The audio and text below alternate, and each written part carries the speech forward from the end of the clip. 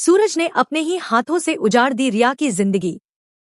बंटी का सच सामने आने के बाद सूरज ने ऐसा कदम उठाया जिसे जानकर आप भी हैरान रह जाएंगे।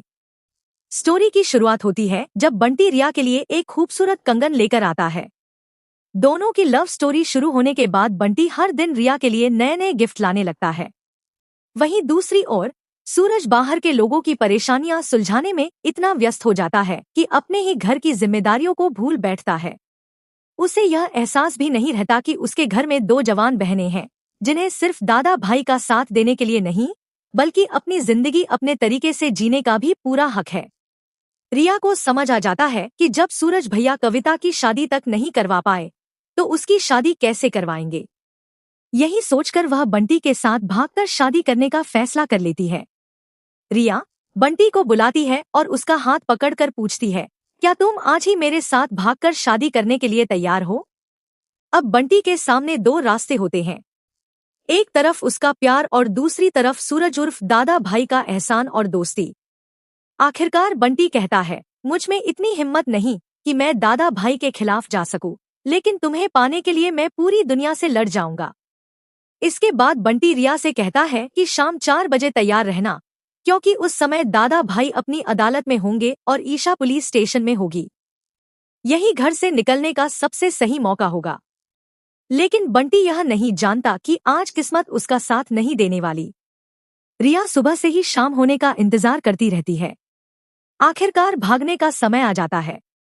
बंटी अपनी बाइक लेकर घर के बाहर पहुंचता है और रिया अपना बैग लेकर घर से बाहर निकल आती है। लेकिन बदकिस्मती से उसी समय ईशा अपनी पूरी पुलिस टीम के साथ वहां पहुंच जाती है।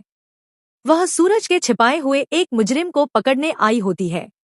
तभी उसकी नजर सामान के साथ जा रहे रिया और बंटी पर पड़ती है। ईशा तुरंत अपनी गाड़ी उनके पीछे दौड़ाती है और दोनों को रोक लेती है। उनके हाव भाव देखकर वह तुरंत समझ जाती है कि मामला क्या है।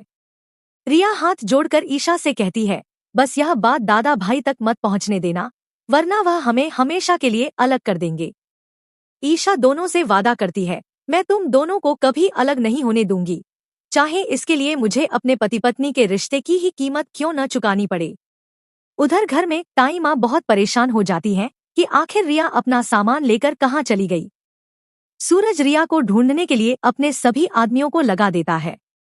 तभी उसे एहसास होता है कि जिस समय से रिया गायब हुई है उसी समय से बंटी भी कहीं दिखाई नहीं दे रहा।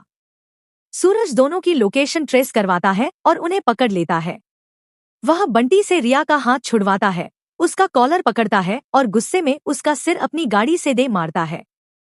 जोरदार चोट लगते ही बंटी बेहोश होकर जमीन पर गिर जाता है। बंटी की यह हालत देखकर रिया बुरी तरह घबरा जाती है, लेकिन कुछ ही पल में उसका डर गुस्से में बदल जाता है। वह सूरज का कॉलर पकड़ लेती है और उसे जोरदार थप्पड़ मार देती है। रिया का बंटी के लिए सच्चा प्यार देखकर ईशा सूरज को प्यार की असली कीमत समझाती है।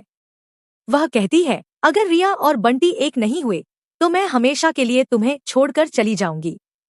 अब सबसे बड़ा सवाल यह है कि क्या सूरज रिया और बंटी की शादी करवा देगा या अपने फैसले की वजह से हमेशा के लिए ईशा को खो देगा।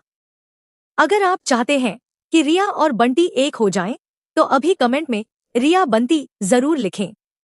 वीडियो पसंद आई हो तो लाइक करें, चैनल को सब्सक्राइब करें और बेल आइकन दबाना बिल्कुल मत भूलिए, क्योंकि ऐसी ही सबसे तेज और दमदार टीवी सीरियल अपडेट्स सबसे पहले आपको यहीं मिलती हैं।